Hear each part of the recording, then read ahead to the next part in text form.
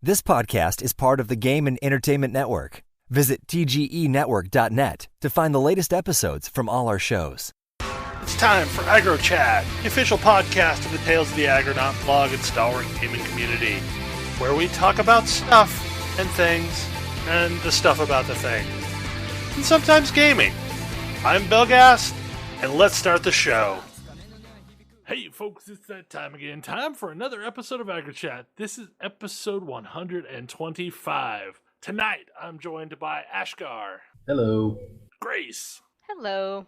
Kodra. Hi. Tam. Hello. And Valen. Hey there.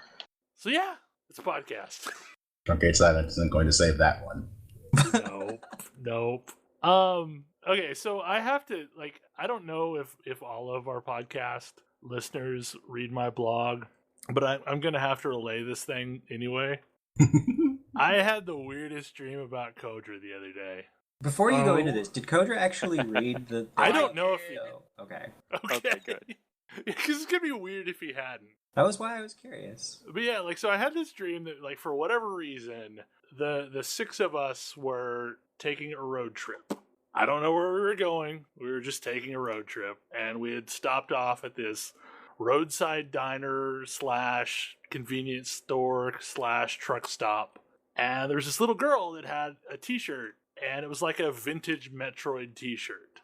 And I made the comment, that's a cool t-shirt. And she showed it to me really proudly. And towards the bottom of the t-shirt, there was the name Kodra emblazoned in fuchsia letters. And about this time, Kodra comes out of the bathroom in the dream, and I'm like, Kodra, look at that. He goes, yeah, it's no big deal. I was a child prodigy video game star. The problem here is that you are the media personality. It was just funny. I don't think the timing really works either, because... I mean, I would have been 4. Yeah. I mean, Prodigy, yeah. I can picture this. It was just the weirdest dream. So this was The Wizard by way of the podcast. Exactly. It was The Wizard by way of our podcast. Okay, got it. And you were the kid. Yep. But whatever. Yeah, no, that's... But with fewer power gloves. I was a Commander Keen prodigy back then. That would have been better, had I dreamed it was a Commander Keen shirt. That would have been more realistic. I don't know if the existence of a Commander Keen shirt would be realistic, but yeah. Ouch.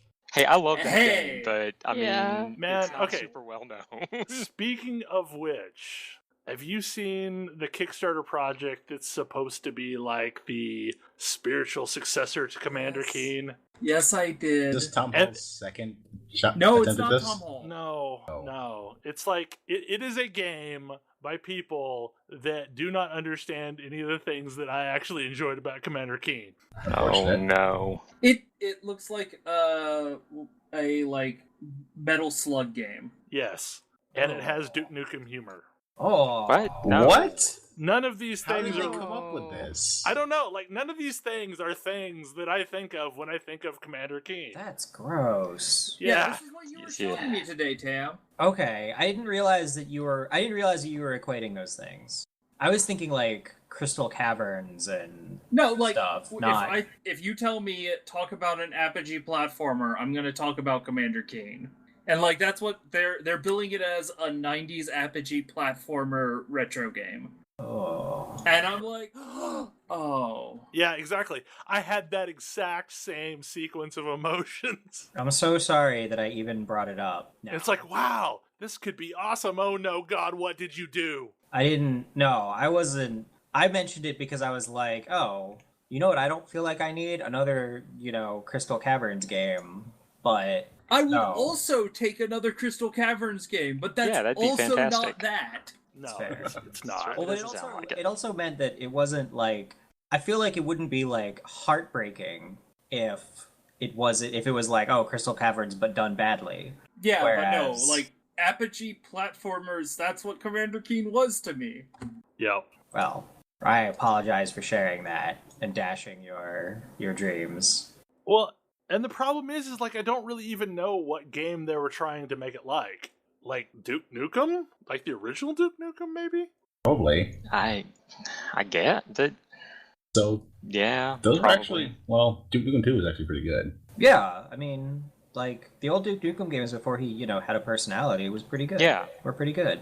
Because they were just platformers with guns and stuff. They I weren't mean- the whole gross. Yeah. To be clear, his personality was set in those games, and it really didn't change in the 3D. more modern iterations. It just became like higher fidelity, fidelity? and less tongue in cheek. Yeah, it wasn't so front and center in the original Like- side scrollers. In the original, in Duke Nukem 2, I want to say Duke gets kidnapped off of. I feel like it was like some daytime talk show host promoting his book, Why I'm So Great. Yeah, that Sounds sounds right. about right. It's fair. But it's like a running gag that all of a sudden someone started taking more seriously. Yeah, exactly. And that's what I felt like looking at this Kickstarter. And I don't even remember the name of the game that's being built, but it's got like a foul-mouthed console game for a backpacker. And it's like, you played this game, but you took exactly different things from me when you played this game. But anyway, Like, speaking of actually- platformers that you actually do like. Well, okay, before we move on, I do want Okay. to say what this game actually kind of looks like to me now that I'm thinking about it is more like an Earthworm Jim. Maybe. Like the we're edgy shooter platformers, which people seem to have Yeah. a lot of nostalgia for, and I don't. Earthworm Jim was Jim I like wasn't exactly Jim. trying to go for edgy. No, Earthworm Jim was great. He was I more loved just Earthworm utterly Jim. absurd. Yeah, Yeah. Earthworm Jim was hilariously absurd. It was like absurdist video game humor. Yeah. It was sort of released as a counter to the like hyper serious, edgy Sega stuff that was going on at the time. And speaking of that Sega, Toe Jam and Earl is coming back. I don't even. It's come Apparently. back several times. What's it doing now? There was, I mean, I remember at PAX there was like the Toe Jam and Earl like serious paid cosplay, get your picture taken with Earl kind of thing going on. Yes. Adult Swim is making this game, apparently. They're probably publishing Okay. this game. Who's making the game? Oh. They can publish a lot of indie games now. Yep. But anyway, Most of the time they do a good job of it. Yeah, actually. Yeah. I mean, like, they're a really high quality little publisher. To think they got started with a robot unicorn attack. hey, Yeah. Robot Unicorn Attack is great. I agree. Well, I mean, okay, so Seconded. maybe a correct way of saying that is like they started off as making joke games, Oh, and now they make serious games. Like, what games are they making? Like, I guess I don't know this. I would have to look it up. I just looked up a thing, and I don't recognize anything that's not like... Oh! They published Duck Game. Got it. That game, they published Super House of Dead Ninja, which is, I think, the first game I was aware of them publishing. I've never heard of Super House of Dead Ninja. Oh, it's awesome. Huh. Well, I guess the games used to very much be like a running gag type games, but now Mhm. they have stupid titles often, but they're Yeah. like a serious, difficult gameplay type game. Also, they published Headlander, which was made by Double Fine, which I'm really mostly aware of because I just got a coupon for it. And I guess that some is marketing definitely department is doing their job. and that is definitely a weird concept game. But now that the awkward segue is completely gone, Kodra, you've been playing a ton of 20XX. I've been playing so much 20XX. I got this game as soon as it announced because it is billed as a Mega Man roguelike game and like with co-op features. And so there's a lot of buttons immediately hit. I picked it up as soon as it released on early access. I installed it. I played maybe 20 minutes of it and everything felt wrong. Like just everything about the game felt wrong and I was sad and I stopped playing. And then I went to PAX West this year and I saw this booth for 20XX and was like, huh, that looks interesting. And because I had forgotten that I had purchased it and I played like about 5 minutes of it and was like, this is really good. This feels great. And then I remembered I had purchased it. And so I patched it, started playing it, and it is awesome. It is so good at what it is trying to do. Like, as you are going through all of the stages, you're like, It's procedurally generated levels. The procedurally generated levels don't feel super procedurally generated. Like they feel similar to each other because every level every level type has its own individual like mechanics to it.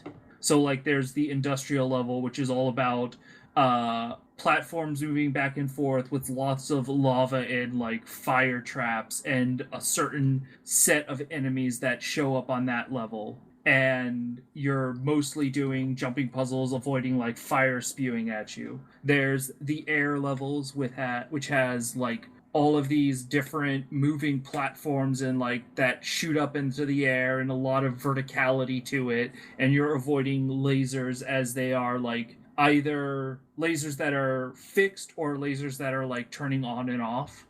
There's a nature level which is all about, it has the classic, this platform pops into being, waits a second, and then disappears. And you have, or is there a name for those, Ash? Not that I know of. But you know what I'm talking about. I know exactly what you're talking about. Yeah, the phantom disappearing platform thing. Yup. And so that's a common mechanic in that level, and there's actually a boss that features those. Ew. What? Yeah. So there's one of the bosses is a flower at the top of the level, and like you have to climb those platforms up to the boss to deal damage to him. And then like after you deal damage, like you get a certain window to like really hammer in on him, and then you have to drop back down because he'll like do this big AoE attack, and you have to restart that. See, that mechanic I think I first encountered in like a Castlevania game. Not the disappearing platforms, but the disappearing platforms on a boss. Yeah. But as you are playing these levels, you're like, the levels have a couple of offshoots, leaves essentially, that lead off to areas where you can get power-ups. And so your character gets stronger as you're playing through the levels. And it persists until, like, and as you keep playing, all of the levels get incrementally harder. And so you're having to, like, maintain on the power curve, and your character is progressing in a specific way.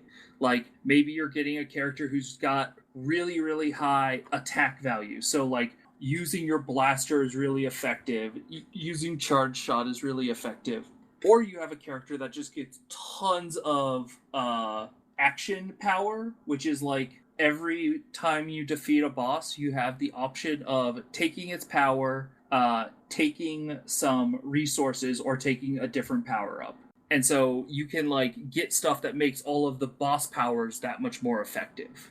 But there are like different types of upgrades for the head, chest, boot, and gun slot.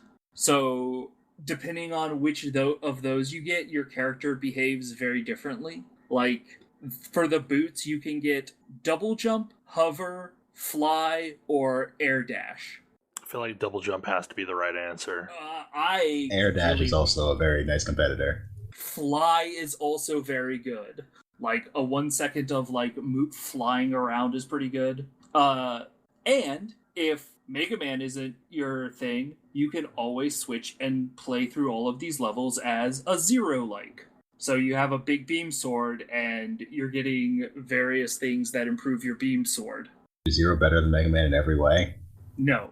That's too bad. He is the X series. Well, so I'm pretty sure Zero starts with 2 more health pellets and 2 more damage baseline.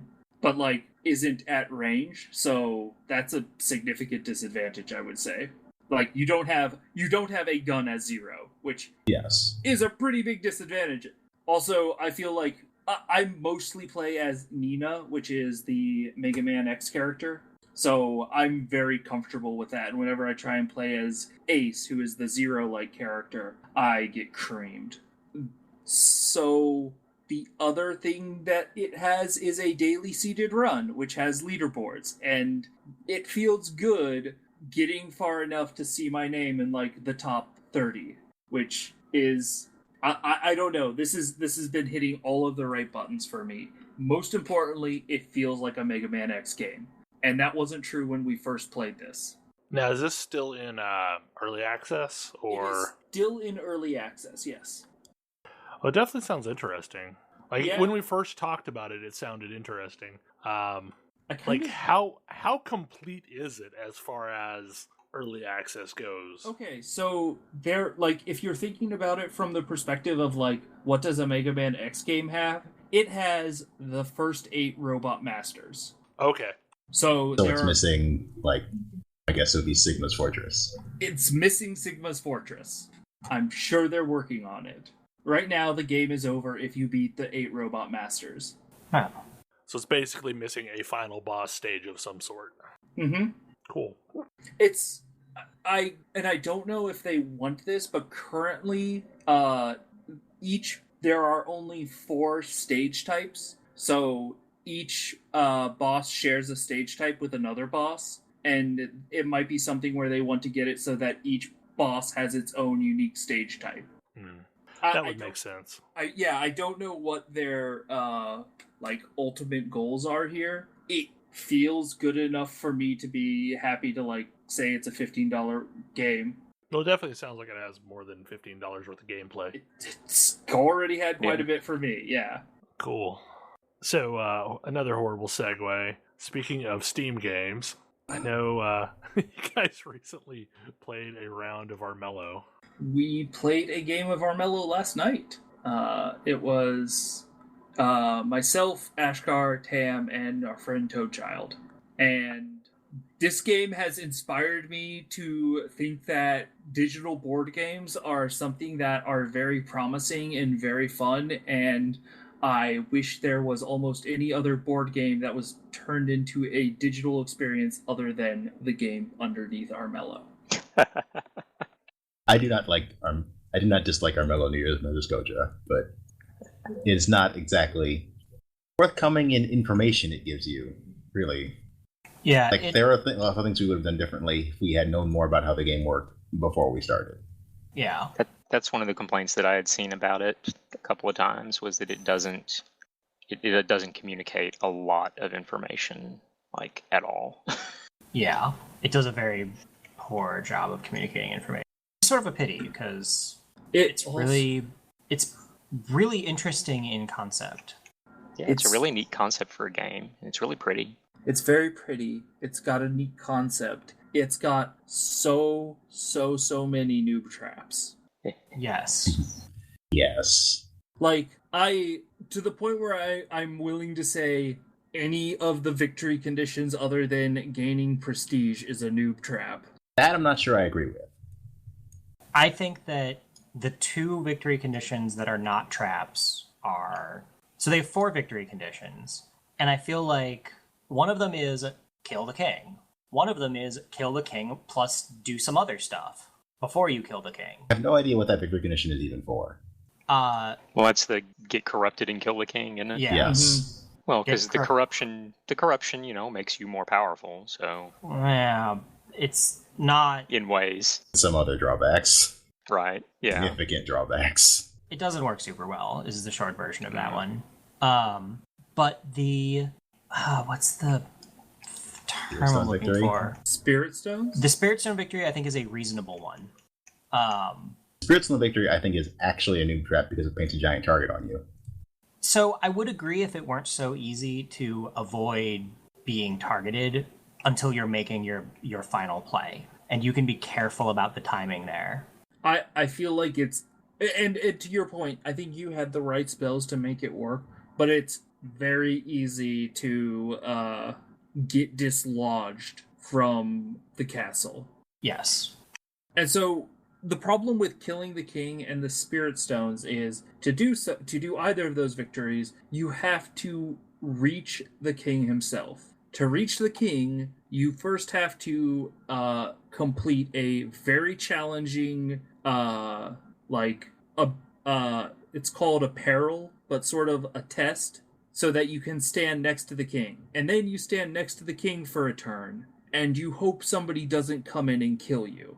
Which, in fairness, is the same as every other victory condition save 1. Yes. Not even save 1, really. Prestige you don't victory. stand in the castle. Yeah, but prestige victory. Yeah. If you are the prestige leader, you kind of already have a target on you. Right. Yeah. But you can be moving around. You don't have to be in a specific place when the king dies for the prestige victory. So you can maybe try and keep away from people. Yeah. Yeah, and Maybe. that's an interesting point, Ash. It might be something where, like, because prestige is so commonly the dominant, if like you played, He just like, kind of swingy. yeah, Also, because it depends on the meta strategy that's being applied. It might be possible to sneak a victory essentially with the other ones. Prestige is the only one you can't really sneak unless you are. Well, I guess it's the only one prominently and visibly displayed other than Spirit Stones. You don't really know when somebody has gained enough power to think about taking the king out. Especially if they're trying to do it on the last turn where the king only has 1 health. Yeah. Well, and I guess, and maybe that's intended to be basically a I can't catch up with the prestige leader, but maybe I can get to the king and kill him now, and then I don't know. Which is what I was trying to do. What we didn't know is that once one person has cleared out one of the perils from a side of the castle, no other player has to do this. Yeah. Oh, really? Yeah.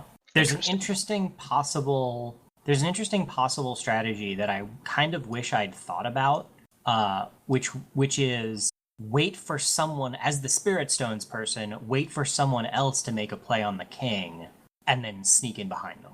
But yeah, it's one of those, like, There are all these little things, and we didn't know any of this going in. Yeah. It's got a bunch of really, really neat ideas, but it is a board game made by video game designers. Yeah. And that's not necessarily a bad thing, as many video game designers are very competent board game designers, but like it's a different set of skills. Yeah. And it's really important to recognize that those skills are different. But it did, like, spark a whole bunch of, like, interesting design discussion around board games and sort of the adventure board game and how to make that work. Because I love the concept of the adventure board game. Yeah. I like the concept of the adventure board game, but I've never played one I've enjoyed. You're referring to things like Mage Knight here? I've never played Mage Knight, but I have read the rules. You have played Mage Knight. Have I? At least once, because I've played Mage Knight with you. Oh, right! We couldn't remember if we played Mage Knight or if we got sidetracked down to the... Played Mage Knight no. and lost. You're right. Yes, I remember that now. Okay, I have played Mage Knight. You're right. A couple of my very favorite board games are adventure board games, but I don't know that I could legitimately call them good board games. I just really, really like them. Top of this list would be Talisman. I've never played Talisman. Talisman is a lot of fun. I don't know that it's a good game, but it's a really, really fun game. Okay, so are you guys differentiating between adventure and dungeon crawl? Or like, because I always think of Talisman as more of a dungeon crawl type game. Same kind of game. Yeah. Okay. Yeah. It's just, I mean, the only difference wandering between... a map, gaining power, and eventually, when you feel you are powerful enough, making a push for some central goal that wins the game. Right. Yeah, and like there's a bunch of like designy level things that really bug me about them. Mm-hmm. Well, I know, the big problem with Talisman is that it's often clear at some point who is going to win, but there's a lot of game left before they actually win. Yes. Well, there's a like, lot that's of not games. fun for anyone when that happens. Yeah, it's really not. Yeah. Well, and the problem is like a lot of those games you can clock by if at turn 13 so and so has this and this and this, they're going to win, but it may take till turn 25 for that actually to happen. Yeah. Like I remember, God, I don't even remember the name of it's one of it's like Fortress America. I think it's Fortress America, where it's like an invasion of, like a post-apocalyptic invasion of the United States type thing. And that when one person gets like satellite defense system or whatever online, it's over. Like nobody else can do anything from that point on.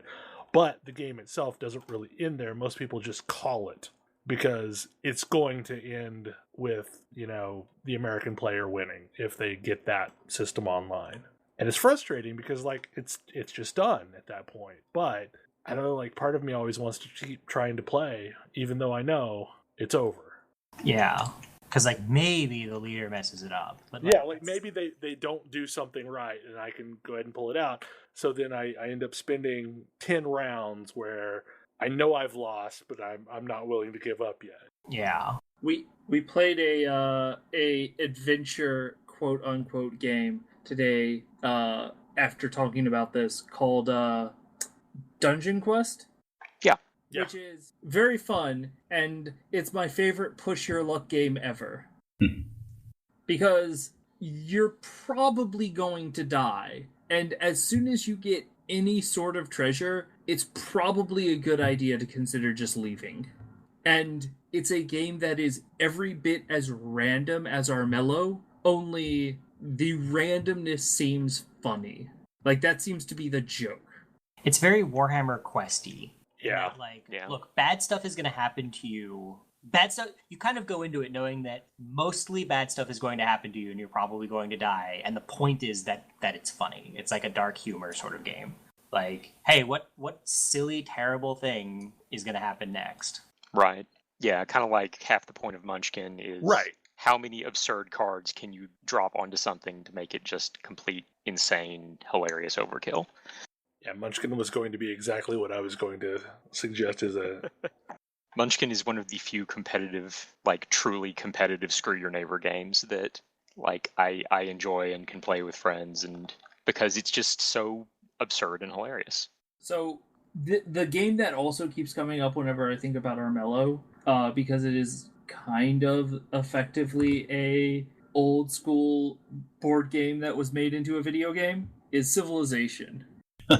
And Civilization is what I thought of when you were talking about on turn 13 we know that this player is going to win. We just have to like play this game for another 8 hours so that we can confirm it. Yeah, Civ definitely has that. Yeah. And oh gosh, do I hate that. Like, that is the thing in Civ that I hate. Like, Civ it feels terrible. Doesn't have an ending. Well, and particularly when you get to that point, especially in the more recent Civ games, you've also reached a point where it takes forever for each turn to complete. Yes. There's so much maintenance-y type upkeep stuff to do. Yeah. It feels like there's an entire era of board games that were designed, and a lot of them are that way. Mm-hmm. There's a lot with lots of fiddly pieces and lots of things to keep track of, which is one of the things that I think electronic versions, has the opportunity to be really good for. Like, the electronic version of Talisman is kind of nice because you don't have to bother shuffling all the little tiny cards that come with Talisman, keeping track of all the different expansion boards and everything. Yeah. Things like that. Or like Space Hulk also honestly lended itself really well to digital versions because... Yeah, digital Space Hulk is fantastic. Yeah. So there's a digital version of Talisman? Yes. Yeah, it's on Steam. There's actually several different flavors of it. Board game when I saw the digital version. The current version is the 4th edition, in fact. Can you play I have versus the AI? entire... Do what? Yes. Yeah. Yes, you can play fully versus AI. You can play multiplayer. Yeah. Oh. It's not terribly expensive, I don't think. No, I picked it up, but I haven't actually played it much. Yeah, it's a lot of fun. If you pick it up, I will absolutely play it with you. Because I love to play Talisman, but it's hard to get enough people together and have all the pieces and have enough time. This might be a thing that happens. Because I've never actually played this, but it sounds like a game I'd enjoy. Yeah, it's entertaining. It's just like it's a fantasy adventure board game. I mean, it's literally the game of fantasy adventure. I think that's the subtitle of the original version. The game of fantasy adventure. Yeah. It's like refreshingly straightforward. I kind of like it. Yeah. Oh yeah. Well, I mean, it came from Games Workshop, so. Well, it came from Games Workshop back in the day, so. So it's one of those Games Workshop games. Yeah. Okay. Yeah. Back when they still had a sense of humor. It's a Games Workshop game that isn't. Well, back when they designed really tight standalone games that weren't part of one of their big systems. Yeah. They never stopped. Although, they did use it as a way to sell some more Warhammer Fantasy miniatures because they would, release additional characters via White Dwarf magazine. And if you wanted a mini for that character, well, they totally had some Warhammer Fantasy minis that would work great for it. Well, and a lot of times they would sell it was a deck of cards type thing that added an additional character, and there was a miniature that went along with it. Yeah. But yeah, I mean, like I first played Talisman in college. A friend of mine had the second edition and a bunch of the expansions for it. And second edition Talisman, especially with a couple of the expansions, was incredibly broken, but hilariously so. So it was still fun. But there was one expansion that was it was basically time travel expansion, and it added some characters like the Chrononaut that were just absurdly overpowered. But the version on Steam does not have that. It is based on the 4th edition of Talisman, which is relatively fixed because it was put out by Fantasy Flight. Fantasy Flight has definitely picked up the torch on what's the word I'm looking for? It's definitely picked up the torch on like super widget heavy games, but like tried to make them functional and modernization of older properties that had problems. Yeah.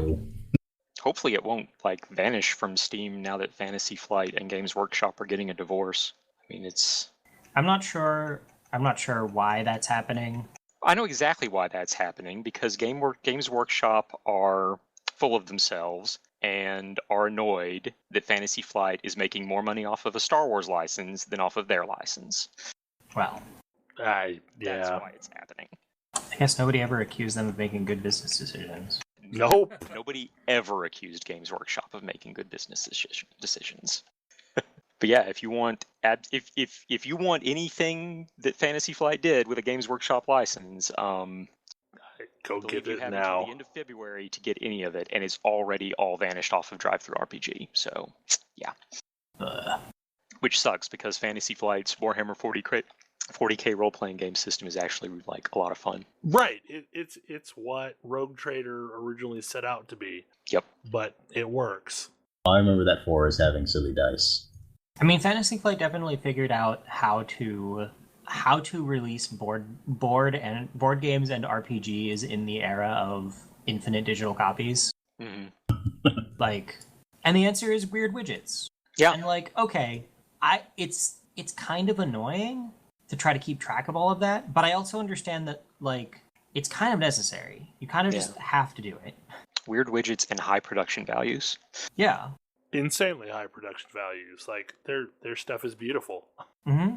They have very pretty board. They have very, very pretty board games, and look, yes, you do have to buy crazy stuff to make their games work. But if they didn't, you wouldn't have those games. They wouldn't exist because nobody would buy them. They would just download the PDF.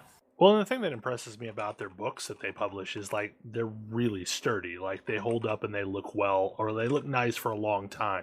And that's not true with a lot of RP books. Yeah. I mean, they support their stuff.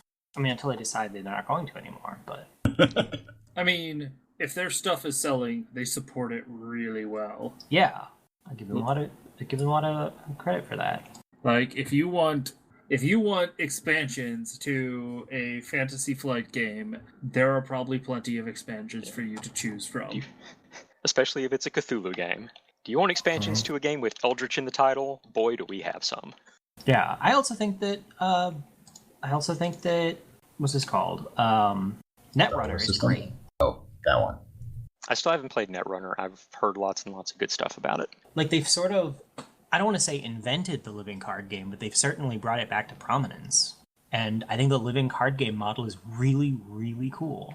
It solves a big part of my issue with CCGs. The fact that they will drain every bit of money out of your bank account that you are willing, or in some cases unwilling, to give it. Well, less that, but it's more. So it means that everyone is not starting on even footing. Yeah, everyone is not starting on even footing, and the ideal way to play them is the ideal way to purchase them is the least fun way to purchase them. Yeah. There's a fun way and there's a right way, and they're not the same. Yeah, buying booster packs for Magic has honestly never been the most effective way to build a good deck. And that is sad. But it's still the fun way. Exactly. Yep.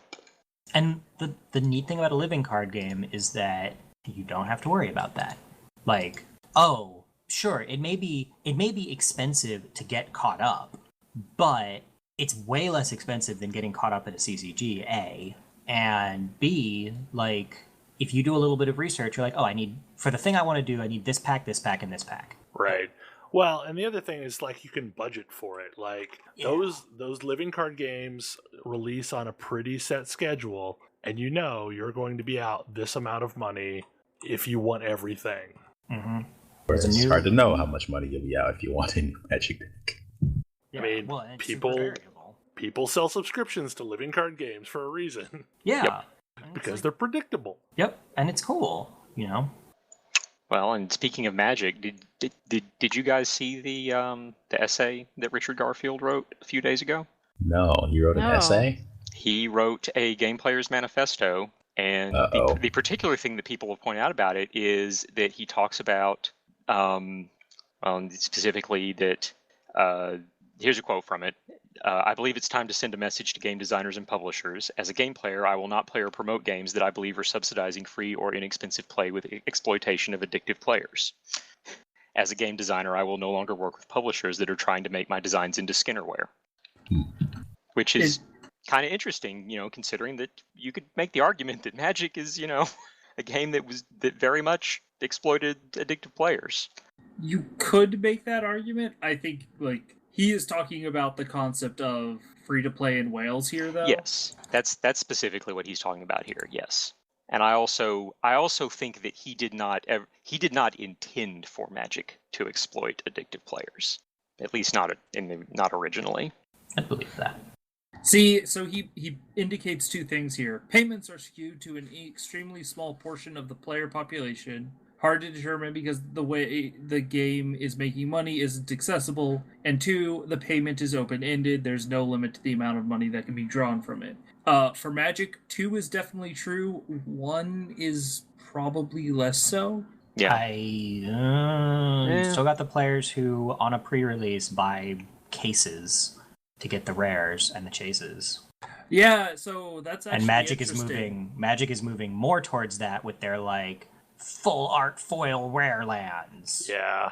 Actually, it's Inventions this time. They just released a new set with now you can open up full art filigree bordered wow.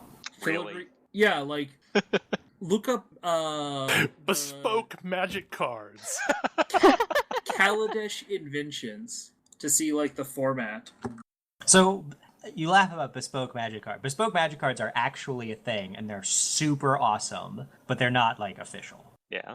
Are you talking about the ones where people have painted on them? Yeah, where you take a card and an artist paints out the graphic so it expands past the art border and yeah, those are pretty cool. They're super cool looking. And that's sort of the thought here with these guys. Yeah, is they're clearly learning from their fans. The art is actually there is text that is transparent over where to explain what the card does, but the art actually does expand into the text area, and it's also got this cool filigree.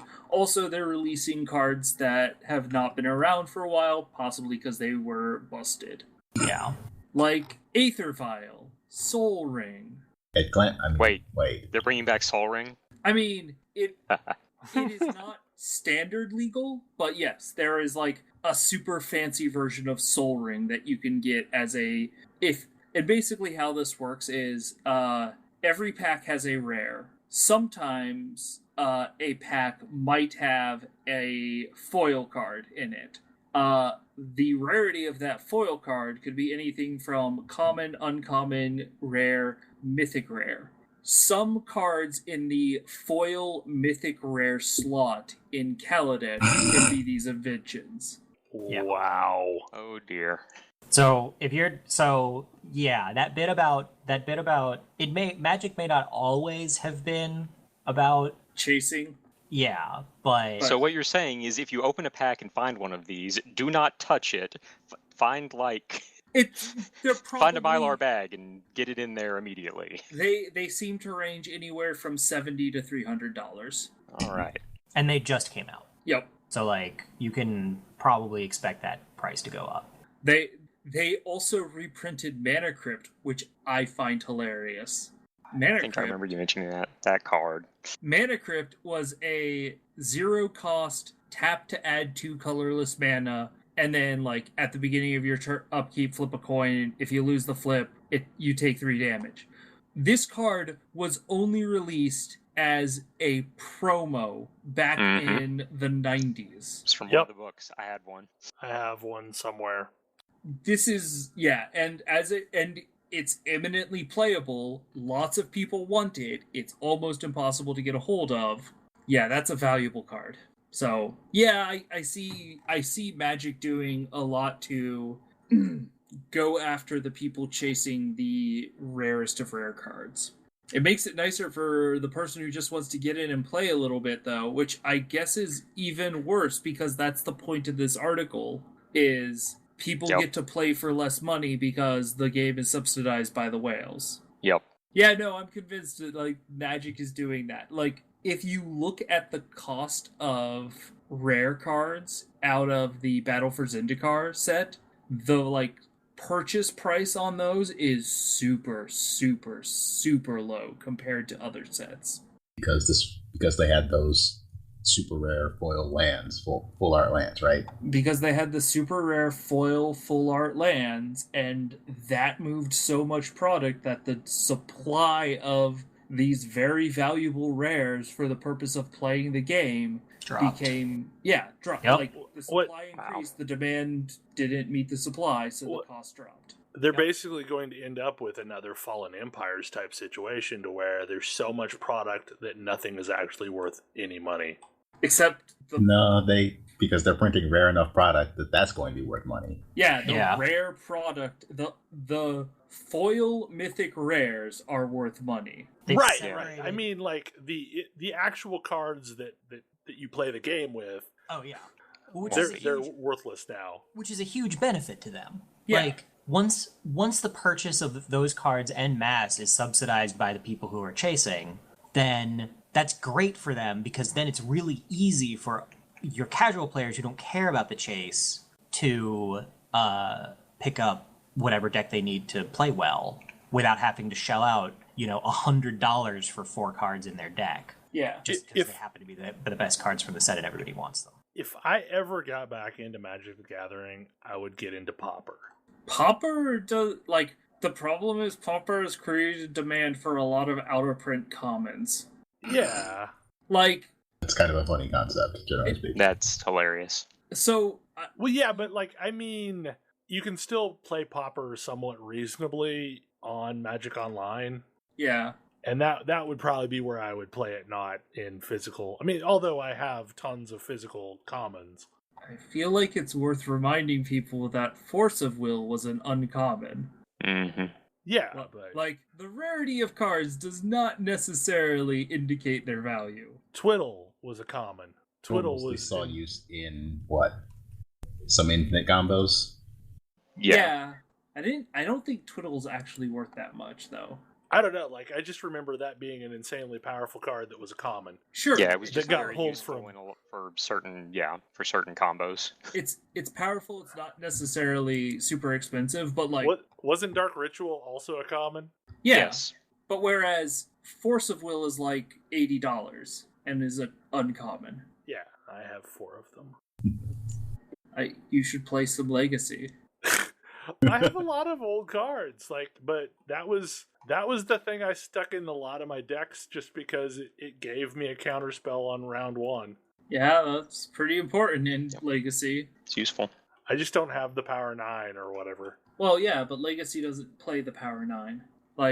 So that's Vintage, which is where the Power 9 is legal. Legacy is basically everything but the really powerful power cards.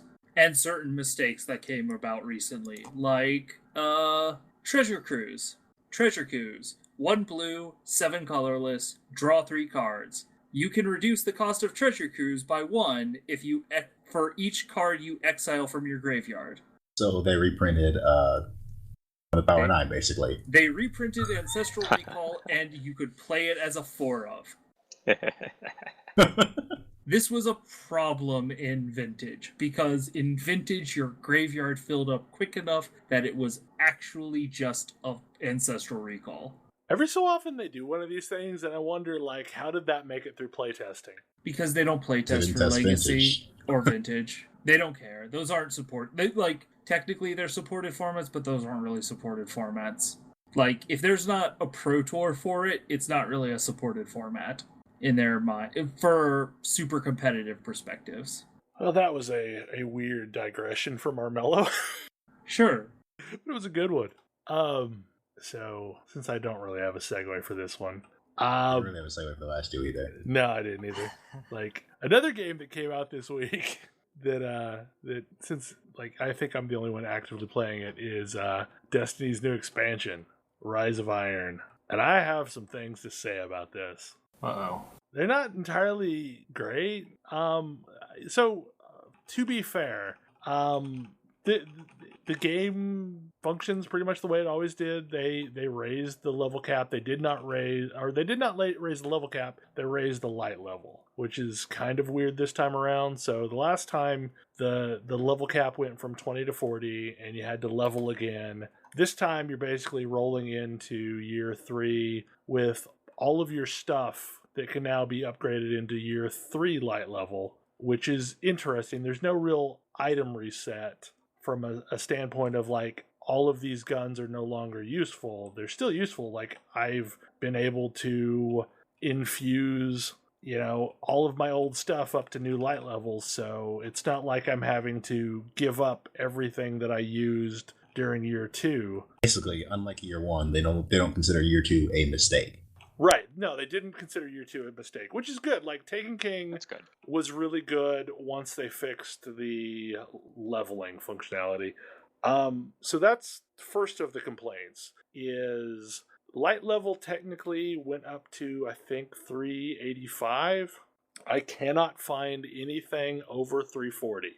Like, it's like there's a hard ceiling or something that I can't push past. I decoded a ton of blue Ingrams this afternoon. Every single one decoded for exactly 340. So I'm not sure how I get my light levels up past that. I don't know if blues just stop there and I have to use legendaries, or not legendary, legendaries and exotics to go up past that.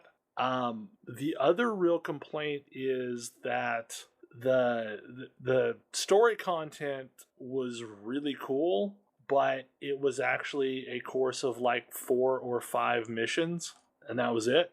Now, I unlocked a bunch of stuff that I have yet to do, but it feels like what happened when I dinged 40 in Taken King. This is your end-game content, or not really even end-game, but it's like medium game content as you're getting used to the new things that are out in the world.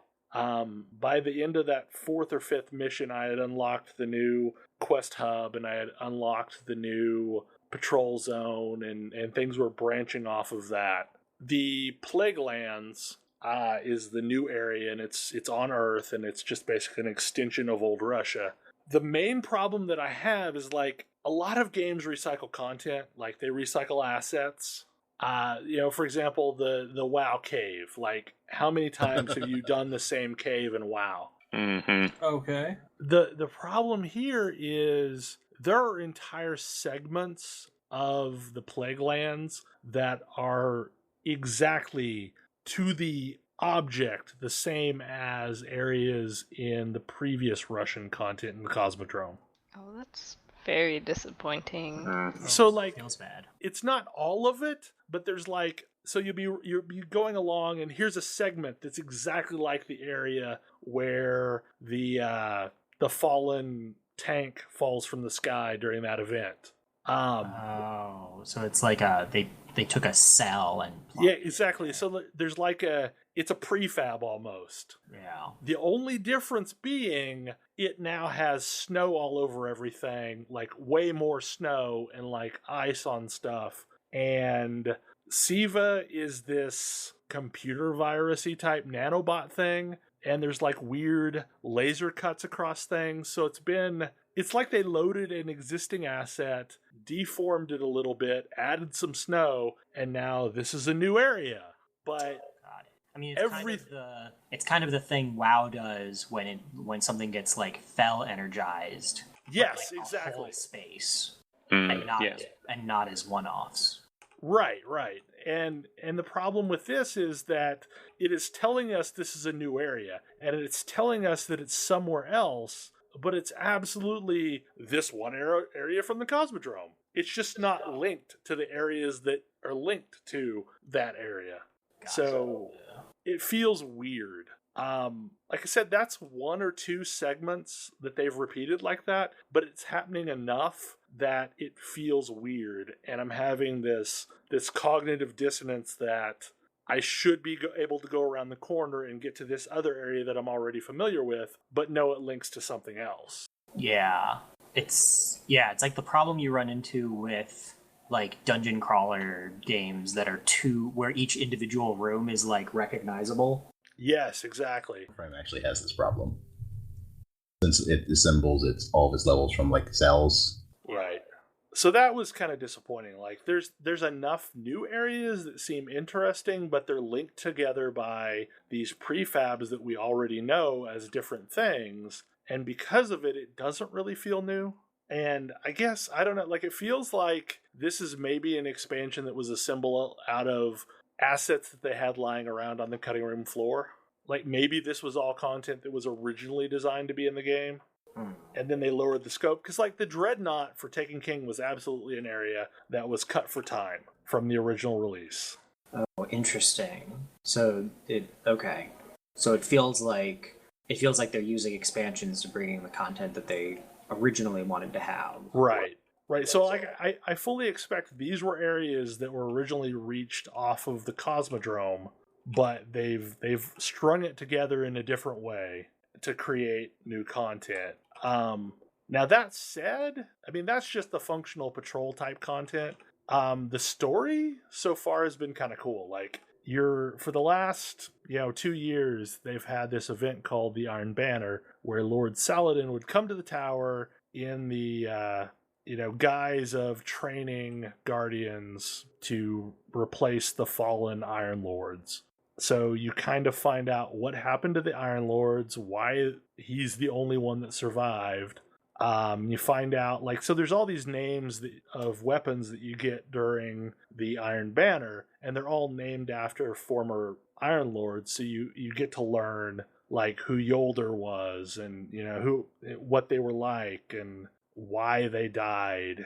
So even though there's, only 5 quests in a row, the culmination of that sequence is really amazing. It's this awesome battle where you pick up a battle axe and fight these 3 bosses, and so it's cool. And I feel like I've probably only really scratched the surface of it, but there's enough there that it feels weird.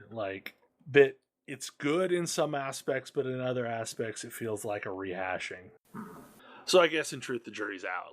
I don't know if I could wholeheartedly suggest people play Taken King. Other than I think you're going to need Rise of Iron to get access to some of the content. I don't feel like there's quite the push of this is so much better than the previous game. It's more of the same, and it's some new content. I did find a new area that was kind of cool. It's it seems like it's the new Court of Oryx type encounter where you collect these keys and it unlocks a door, and then there's a special event that happens on the other side of the door. But I died almost instantly, so I'm not exactly sure what all it entails. I very clearly was not supposed to go in there by myself. But speaking of doing silly things, earlier today, we tried a Mythic Plus dungeon in World of Warcraft. It was pretty silly. That was a thing. What does Mythic Plus mean? So, you know how in Mythic, Burning Crusade and Wrath, they had Heroic, right? Yep. In, I think it was Pandaria, they also had Mythic. Well, so for dungeons, in Pandaria they added challenge modes, and Warlords they added Mythics. I was about to say, there were challenge modes that, if I recall, none of us ever really did, because they didn't seem to provide much in the way of nice rewards. It was mostly just for, bragging purposes. It's leaderboards. And pretty mounts. But so Mythic Plus, if you think of it's a combination, I guess, of the challenge mode and the Mythic dungeon, and it's sort of a bit of a hybrid of I don't know. It's taken pretty straight from Diablo's Greater Rifts, where you get a key and it lets you unlock and the next difficulty level increment of the dungeon. And if you complete it on that level, then your key will upgrade and you can then run it again on the next incremental difficulty.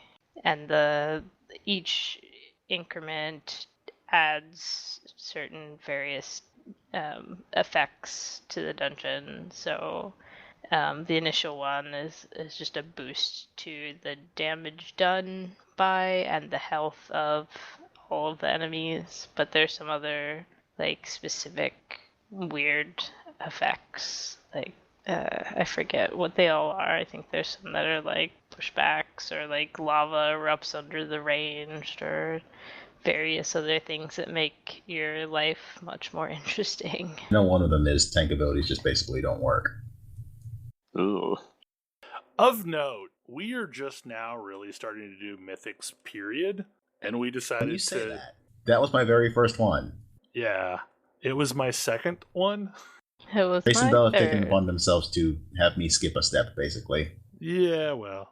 But, like, we ran Mythic Eye of Ajara, earlier in the week, and we got Mythic Keystones, and each Mythic Keystone is keyed to a specific Mythic, and it unlocks the +2 version of the Mythic.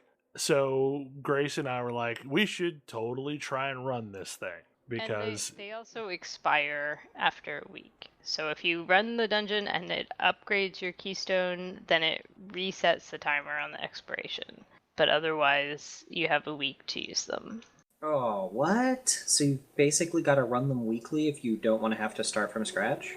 Well, sort of. I think there's some other sort of mitigating things going on there. I know that if you complete one, there's a chest in your class hall that I think will contain some goodies for you, and that I think will let you start and not at the beginning the next week.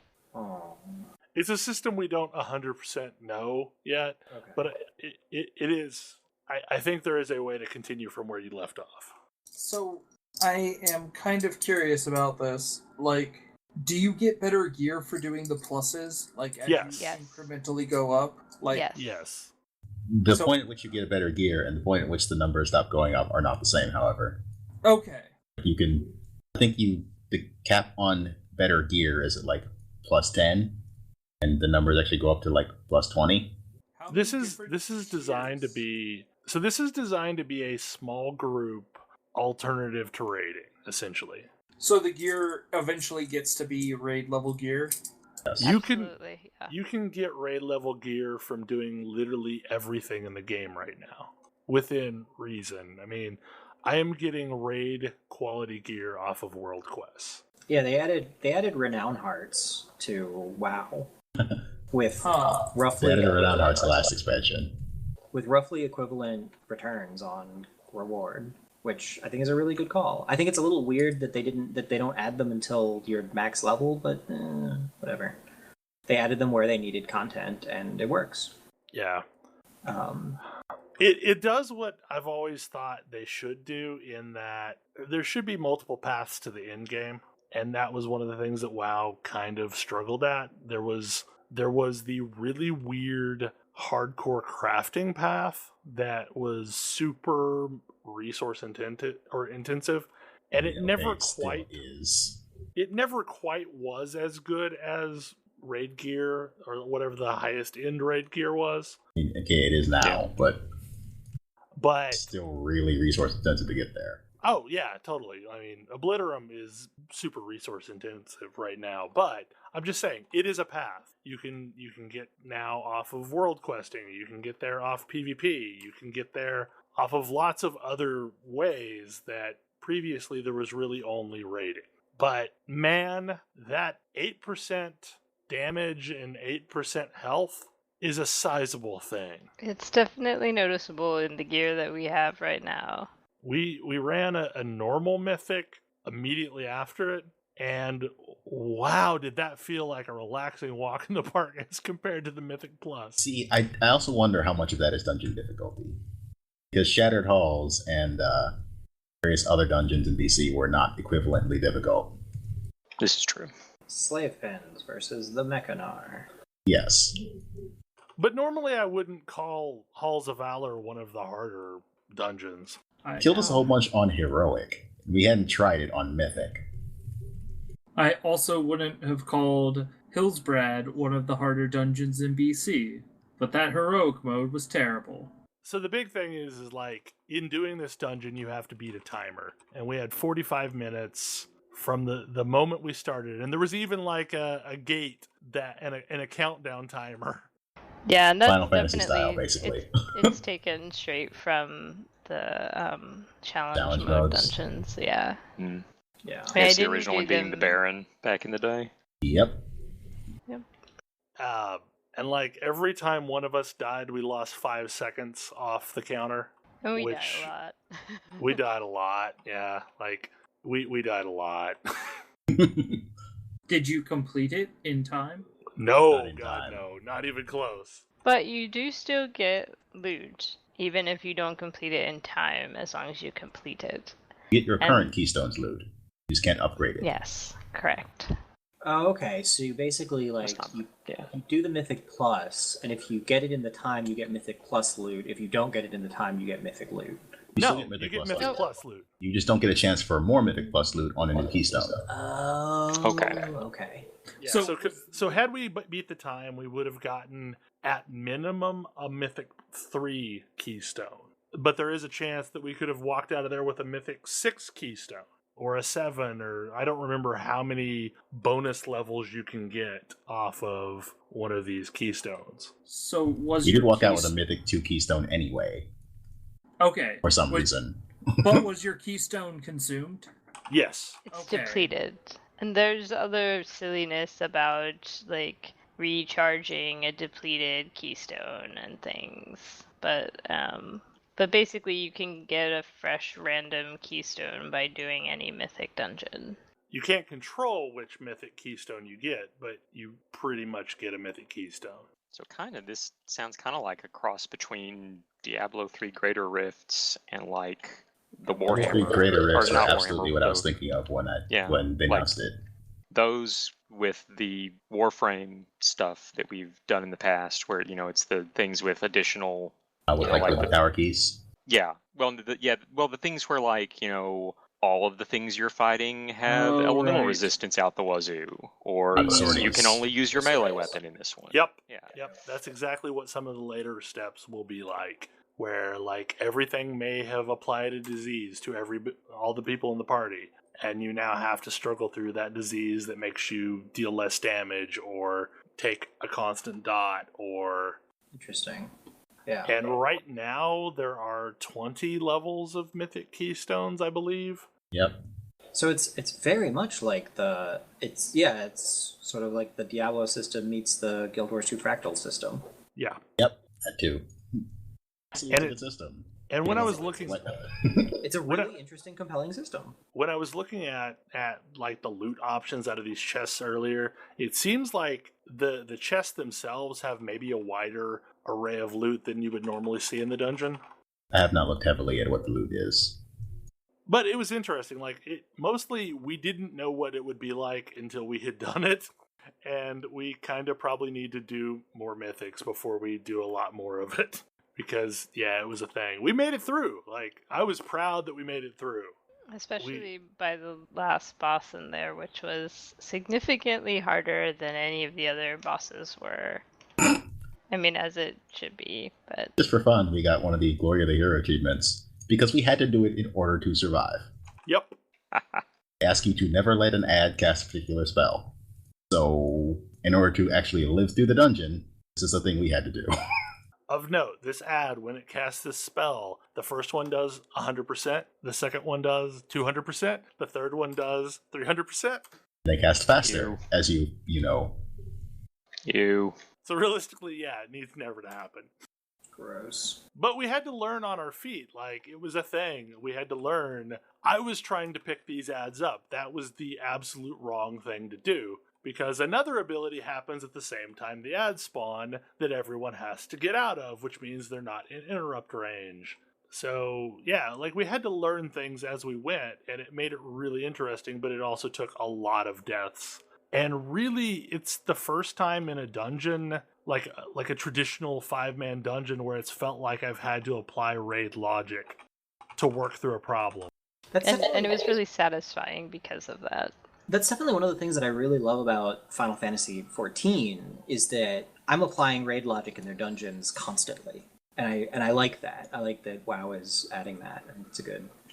They can trust that their players know enough at this point that they can put in challenging mechanics. And it makes me pretty even more excited about the Karazhan 5-person raid that's coming out in the first patch. That does sound interesting. They're redoing Karazhan as a awesome. 5-man. But as a 5-man that they're expecting to take multiple days. I mean... So you can save your lockout like a raid. Yep. That sounds neat. This is like I said, I don't know if it was last time or the time before, this definitely feels like this is the expansion that they learned a bunch of lessons from other games and just from the players in general. Yeah, like, so there's a lot of stuff that frustrates me and that I, actively dislike because that just is never going to change because it's WoW. And I sort of find that stuff constantly, but I'm also glad that as I commented in my blog post the other day, like, there's a reason that I make a point to play games that I don't think I'm going to like. And WoW Legion is a really good example of this. Because it's legitimately surprised me in a variety of ways that I think are really good. Like, it's got some really good ideas and is implementing a lot of them very well. I don't know if I can stomach the gear grind, but that's whatever. Yeah. That's probably where I check out. I've been trying to figure out if is there a way that we can drag you through some of that to shortcut some of the steps. Like, I mean, we absolutely took Ash into a Mythic when he was questioning if he was well enough geared for a Mythic, and it worked just fine. But it's not like it was a great gear gain for him either. I mean, one of the things that I really love about this expansion is that you can kind of obtain the results of a gear grind without feeling like a terrible gear grind. I mean, it's still probably more than you want to do, Tam, but for me, it's really satisfying to be able to get really significant, like, raid quality upgrades from just, picking and choosing a couple of quests off of the world map. Yeah, I think that's really cool. I mean, one of the things that playing WoW Legion has really driven home for me, that's going to make Final Fantasy actually kind of awkward for me for a while, at least until the next expansion drops, is like, I'm actively annoyed now when I get a gear upgrade. Like, it doesn't feel good. It doesn't feel good to me to get a gear upgrade anymore. And it isn't just WoW, it's Final Fantasy as well. Like, I don't like the gear chase anymore. It's just not fun for me. Because it represents... It doesn't really improve my performance or change the way I play in any kind of noticeable way, because they're so incremental, and I don't even really look at them anymore. It's like, oh, that's a higher level, I'll use it. Because the higher level, the one stat that matters is it a higher eye level? Is the item level higher than what I've got? Okay, I may as well equip it. And like making choices based on stats like just doesn't really exist to any notable extent anymore. Like, maybe if you're really close in eye level, you might, but in general, you're just going to take the item that's the higher eye level anyway, especially because in a lot of cases, it's going to gate whether or not you can even do the content you want to do. And so it's like, okay, I get an upgrade, I put it on, and now I have to go change its appearance to make me not look like a clown, and... So I'm curious what you think about the random drop legendaries, because they are a bit more also like Diablo's legendaries, where they but change have your you playstyle seen a one? little. No. Has anybody seen one? I mean, Yeah, there are people have in seen Guild that them. have them. So I mean, they are dropping, but they are still definitely They do rare. theoretically exist, yes. Right. So I like the idea in the sense that like so the piece of gear I did get 3 pieces of gear per character in WoW that I was excited to get and felt really good to get. And those were Which you refer to the artifacts. The artifact weapons felt super good. It's really I don't feel bad about chasing artifact weapon upgrades because every single one of them feeds into the thing. I don't like the socketed bits. Like those aren't fun, but the like powering up your artifact weapon feels pretty good because you do basically anything and you move that bar forward. Like that feels good. But like every other equipment slot, I'm just like, oh, okay, I guess I have to upgrade this. My one complaint about the artifact weapons is there are exactly 2 pieces of gear that I really care about what they look like on Thalen. That is my headpiece, because it should be goggles, in part because like most helmets cause my beard to disappear, and they still haven't fixed that, and I hate that. Yeah. And I should be using a gun because I am a dwarf. Dwarves use guns. You cannot change the weapon type of your artifact. And they're making me use a bow. Yeah. If I want to use a gun, I have to be Beastmaster. Wait, you can't transmog. You cannot change the weapon type of an artifact weapon. It's really annoying. But bow and gun are the same weapon type usually, aren't they? Nope.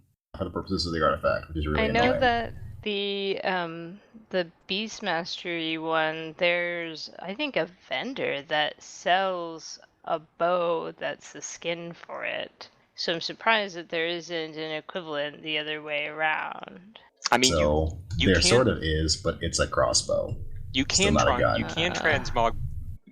transmog guns into bows. I know because they added that back when I was still playing before as a solution for guns are noisy and some people hate that. Yeah. I don't know if the other way around is possible. So since then, they added the ability to transmog across multiple weapon types. Yeah. Except in the case of artifacts. Yeah. And I mean, I guess it's theoretically possible that they could have a gun appearance for this artifact. But of course, then I, would have to find and unlock that appearance, and who knows what they would gate it behind. Yeah. And so for now, I'm running around plinking things with a bow, and it just doesn't feel right. I mean, I would look into that because, like I said, I'm pretty sure that on the Beastmastery side of things, that it's a pretty accessible skin change. I've seen somebody with a crossbow skin, and I know none of the artifacts is natively a crossbow, so... Yeah, that's the ultimate skin that's for at least a marksman. thing. I don't think there is a gun skin for the marksman weapon. That's so sad. I could maybe go for that crossbow skin. I've been willing to accept crossbows in the past. They're at least, they have a stock. They're vaguely gun-like, but really, they need to be making bang sounds. I mean, it's definitely a problem for a lot of classes. I know on my priest, like being a shadow priest and having a dagger when everyone else gets cool stabs feels kind of eh. I mean, the dagger is cool and it talks to me, but it's I don't know. I kind of Does it whisper to you and ask you to do horrible things? Yes, it does. Be all god related. Awesome. Yes. Yes. They flipped the lore to where Shadow Priests now get their power from the old gods. And definitely several of the weapons are sort of sentient and will have some commentary about various places around the Broken Isles as you were questing. So I think that's Druids, it's not so much your weapon as that every single freaking druid you encounter comments on whichever weapon you happen to be using. And there's a lot of druids on the Broken Isles. There really are. I think that with the rest of one, the fruit vendor in Dalaran will actually toss you an apple sometimes. That's funny. Yeah, I honestly have not played anything other than survival on my hunter, but I would have had the same problem with bows. And if they had made it where survival was the one that had a gun, I could maybe deal with that. Because I played survival a fair bit. I think I was survival pretty much through the entirety of Panda, because it was the raid spec. But Beastmaster is just not how I like to play hunter. Well, and Beastmaster got really weird. I kind of like it, but it is really weird. I, however, am playing survival because that is the player fantasy I have always wanted for a hunter. Yeah, you were always the weird hunter. Yes, I was. I was always more happy when I got like a really good two-hander so that I could pretend like I was able to DPS with it. Now you don't need to pretend. No, it's totally a thing now. One thing I also should comment on in Legion while I'm to give credit where it's due. Their button reduction into something manageable is excellent. Like straight up, I've now looked at every class in the game, at least at level 100, and I don't think you get more than one extra ability. Between 100 and between 100 you get and your 100. artifact ability. Yeah, so you have your artifact ability. So one extra ability. Many of which are... How much of an ability that is depends on class to class. Some matter a lot more than others.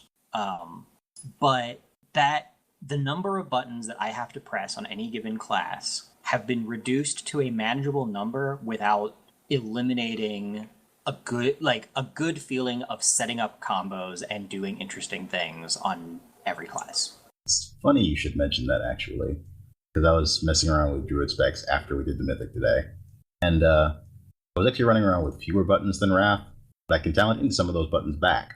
Yeah, you can make the choice to inflate your button count if you so desire.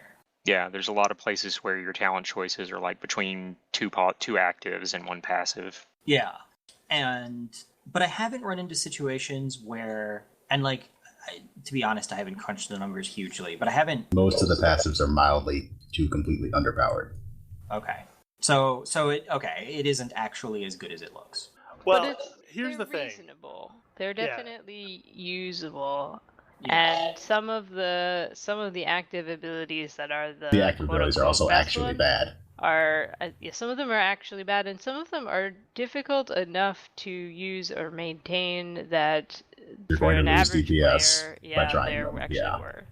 Yeah. So when they were designing the content, they said that they tuned it to be so that like the normal mode content was 100% doable with nothing but the passives. So that the idea was that basically there would be a path that is much more simplistic but is totally doable, and then there would be a more fiddly path that requires like a higher skill cap but would perform better. And I disagree with that design logic to some extent, because I don't think that more buttons equates to higher skill cap necessarily. It can, but I don't think that's necessarily true at all. Well, no, like I mean, like there's an easy talent versus a more difficult talent. So like one of them is just passively better. One of them may proc an ability that then makes you do something else at the same time, or shift up your rotation, or kind of like the difference in like the Death Knight rotations used to be, where you flipped between the two rune regeneration modes to where one of them regenerated automatically and then the other one regenerated when you hit Rune Tap. And Rune Tap was always the better DPS-y version, but it required you to do an extra action every so often to regenerate those runes, whereas the one where some of them just automatically regenerated required nothing of the player other than, consuming said runes. They also changed the Death Knight resource mechanic, by the way.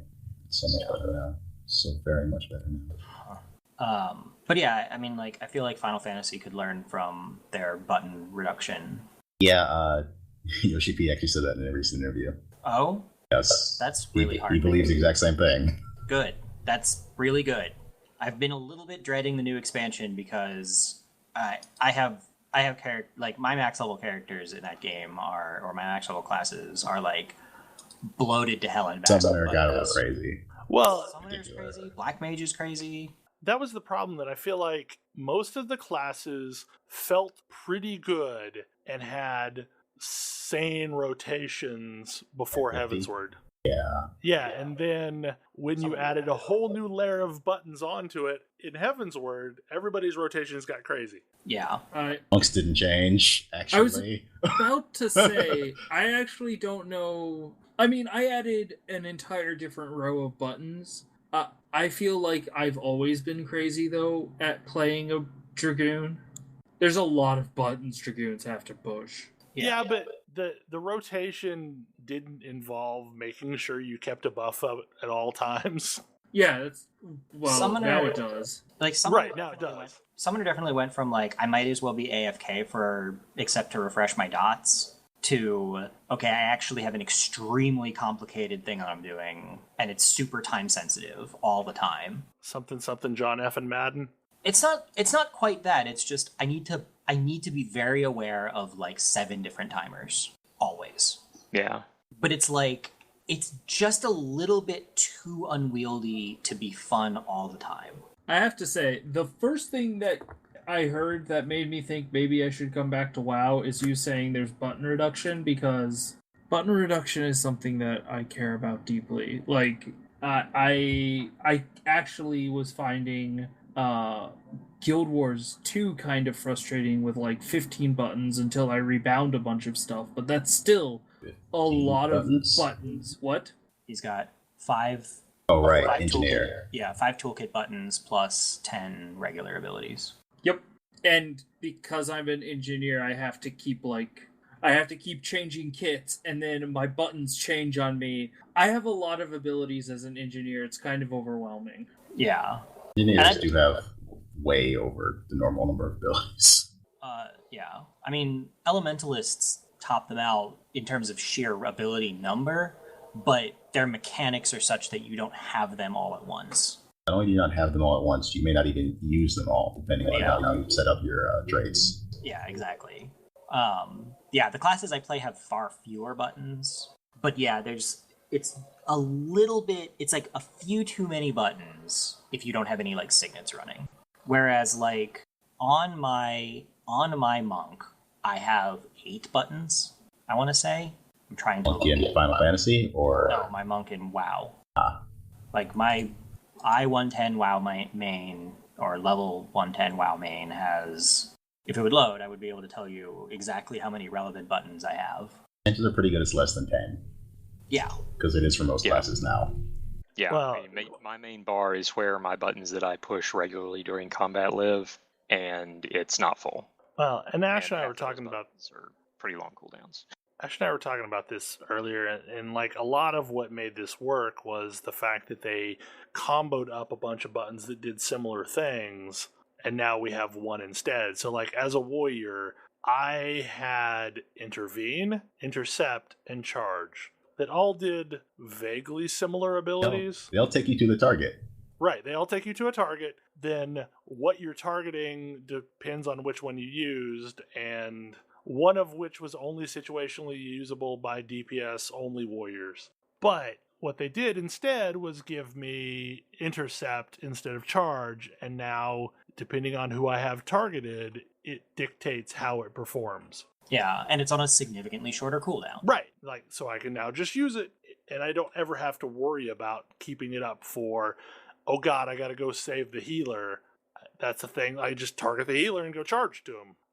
And like a lot of classes got that thing going on where if they had multiple abilities that did similar things that were situationally good for this reason or that reason, they just coded the ability to follow those situations.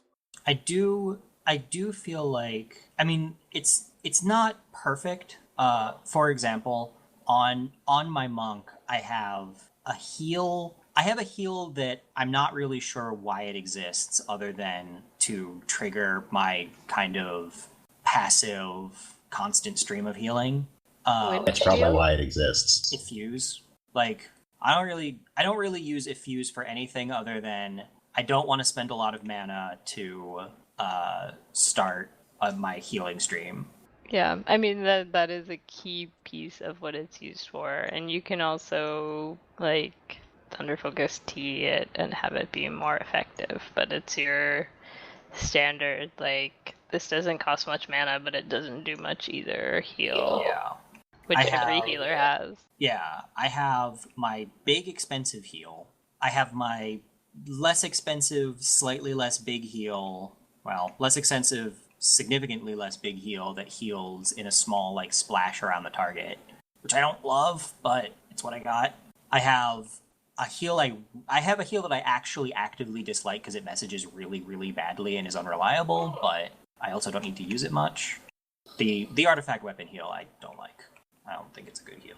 Oh, it's it is growing on me, but I have had to set up weak auras so that I can effectively use it. It's one of those things where it's like, okay, I get what this heal is doing. This heal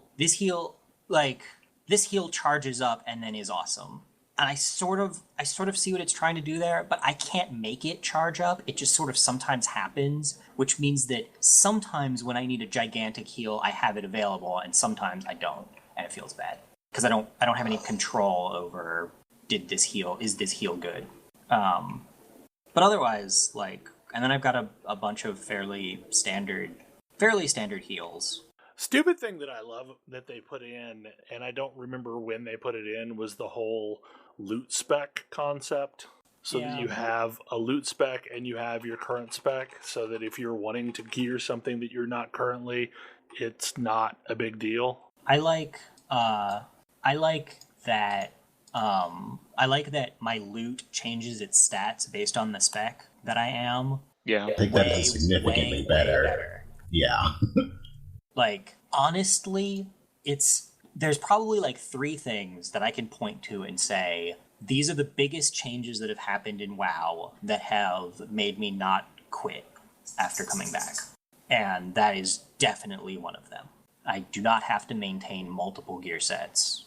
Yes, this has made it possible for me to play as multiple specs this expansion. Previously, after the Pharaoh and Guardian split, they mostly shared gear. If I wanted to, mess around with Moonkin, I would need an entirely new set of gear. And now I don't. Another huge thing for me right now is the fact that I'm just all of my specs. I'm not a dual spec. I'm not, a single spec. I'm just all my specs. Like, I can be whatever spec I want to be at any given moment. Do you ever actually want to be arms? No, but someday I might. He can be if he wants to. I don't ever really want to be survival, but I can be if I really, really, if someday I get a wild hair and decide I want to try it, I can.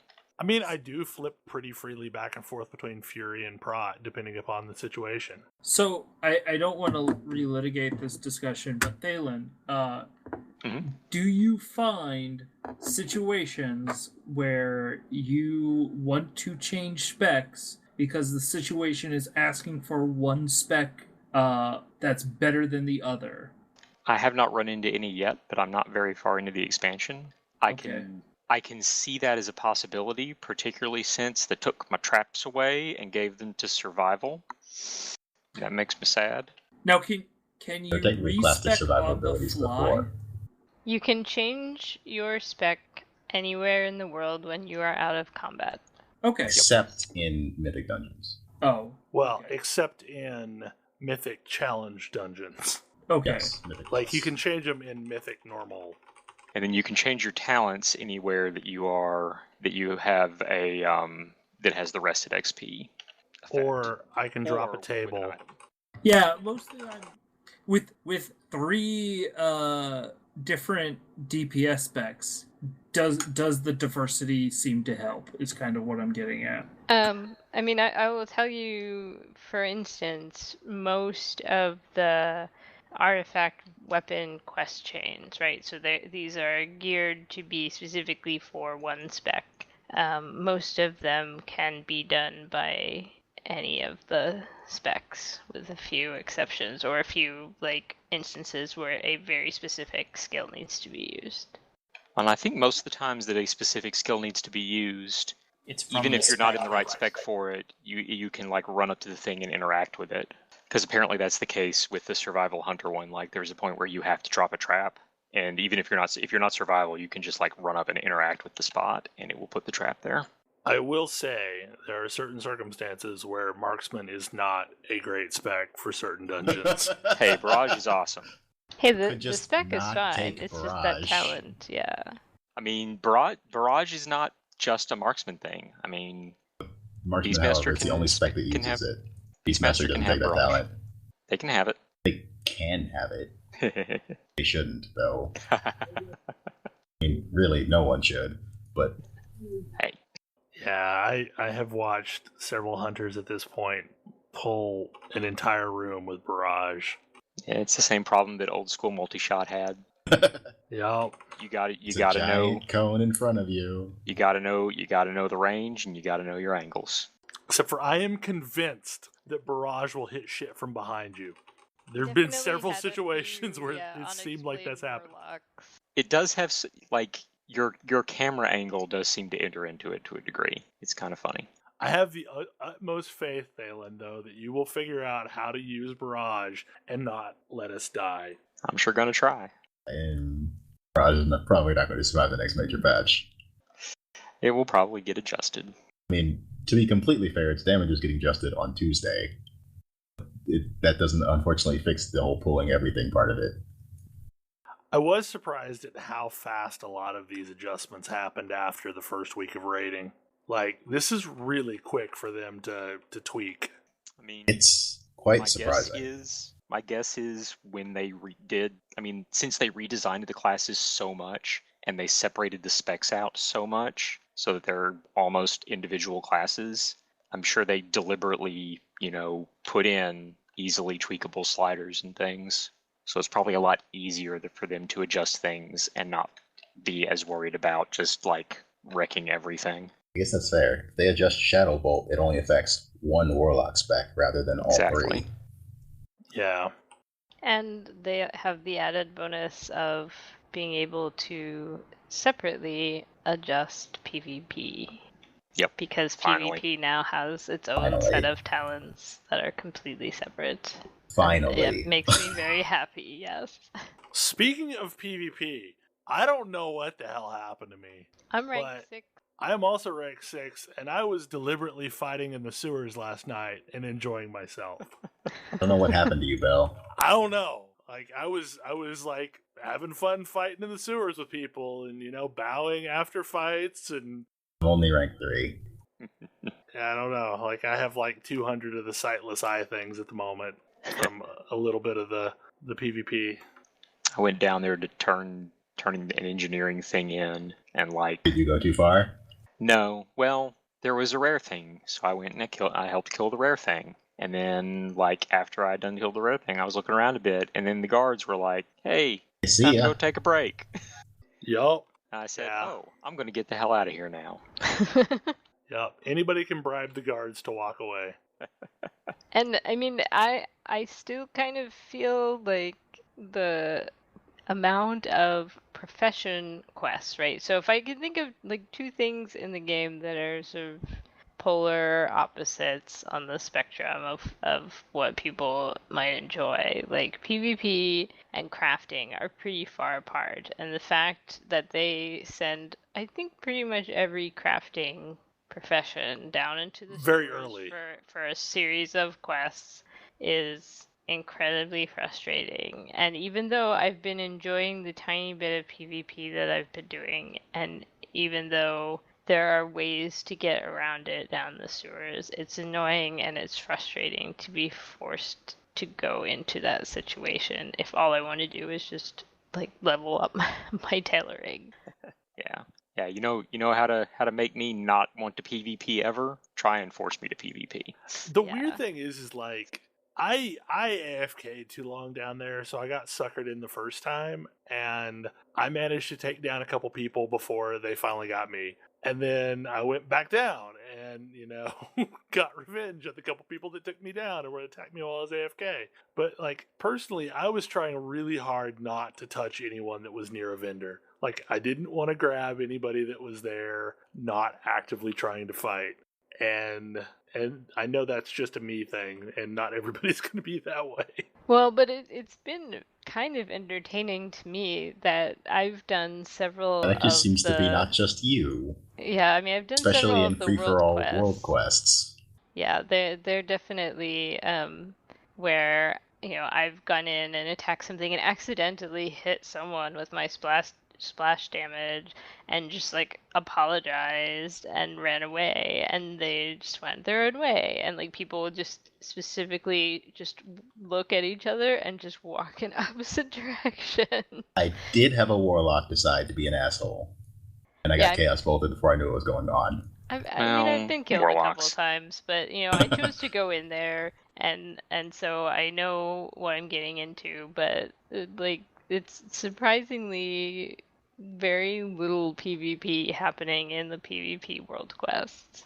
That's because most people aren't doing it for the PvP, really.